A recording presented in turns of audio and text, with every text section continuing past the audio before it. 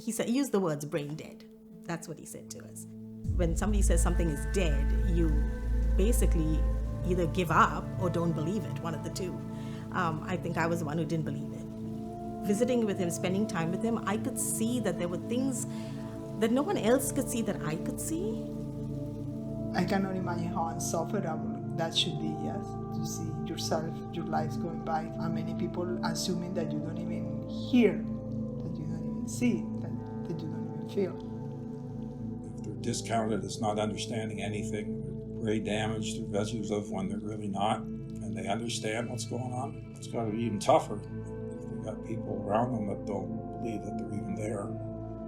It's very difficult for us to absolutely know the truth. And that's why there is such a high level of misdiagnosis in this patient group. More than 40% of patients are misdiagnosed.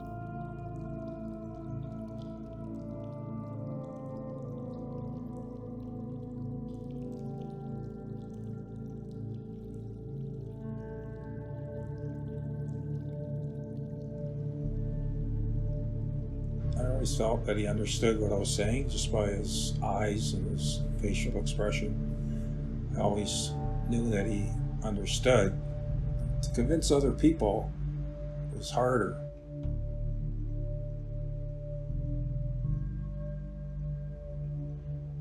Like even for a while, the long-term care facility, it was hard to convince people that he was aware of what's going on, and you can't just talk however you want in a room when Jeff's there, right? You could be hearing and understanding everything.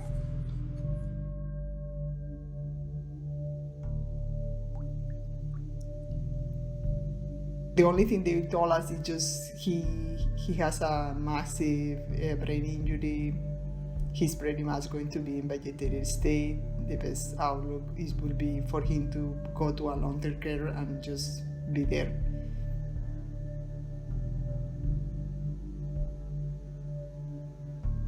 They come once a day, 5 minutes. The doctor comes to the room, asks always the same question. Hi Juan, what is your name? Blah, blah, blah. Squeeze my finger.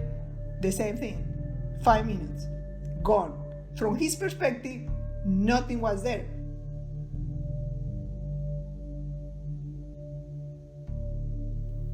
I really think they're ignoring the fact that Leonard is still there and that he is understanding everything that's being said and everything that's being done, and they're not giving that any value.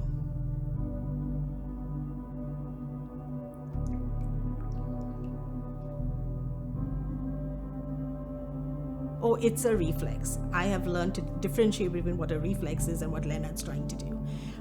For example, they were trying to get him to kick a ball, and nothing was happening.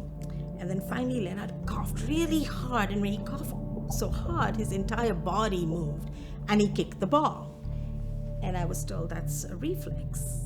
There was one nurse that didn't agree with the hospital approach, and she was telling us, and she said, listen, there is somebody doing a study in London.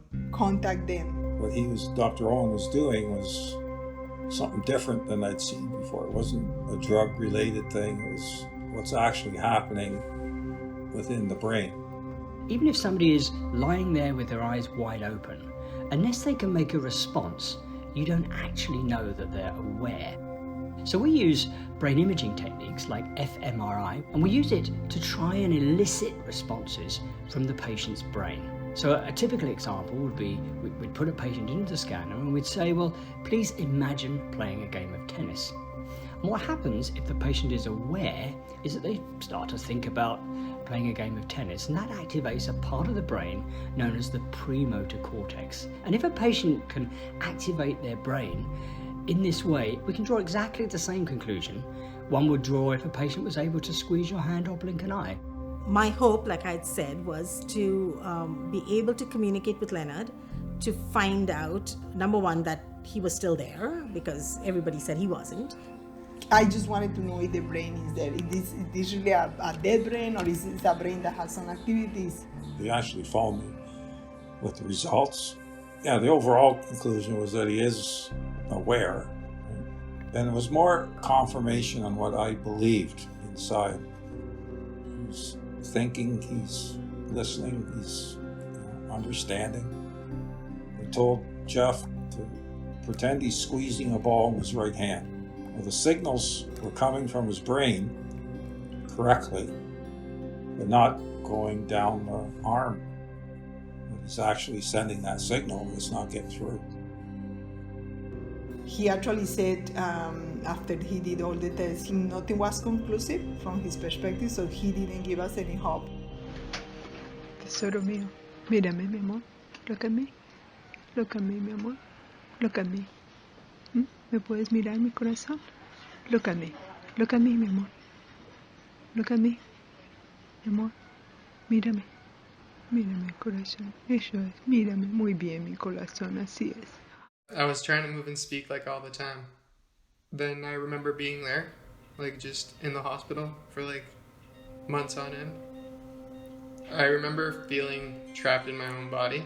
The doctor would come around and then he would ask me to squeeze his fingers, and I would try to squeeze them as hard as I could. By the time that like the end of October rolled around, I could actually squeeze. So I squeezed his hand and he realized that I was actually able to do stuff now. I would just say that I was aware through the whole thing. So don't discard anybody whose eyes are open. Make me a sound to say okay.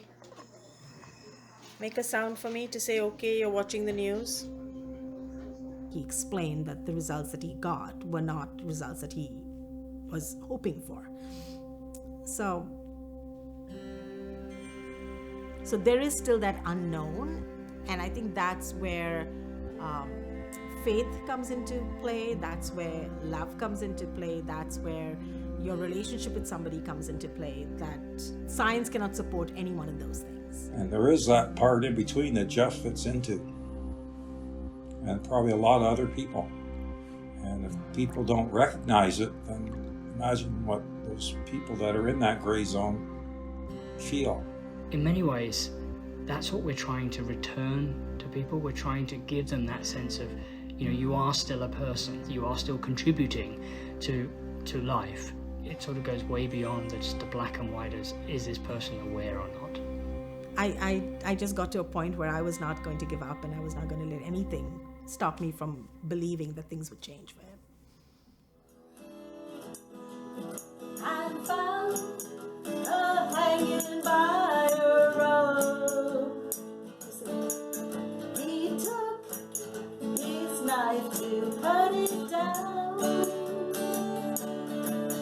When on her breast these words were found, my love sing is for a sailor boy